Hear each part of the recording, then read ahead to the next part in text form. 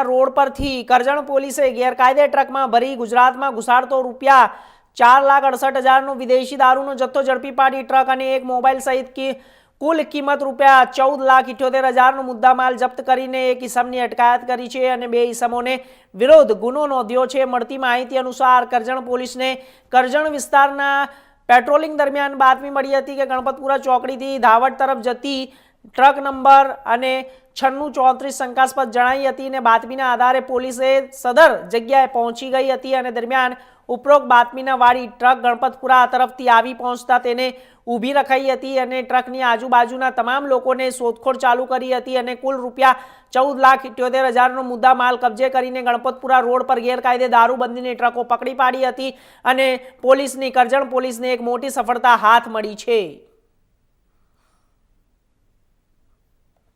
તો હાલ સમાચારોમાં બસ આટલું જ। દેશ દુનિયાના તમામ સમાચાર માટે જોતા રહો ઇન્ડિયા ન્યૂઝ ગુજરાત। નમસ્કાર।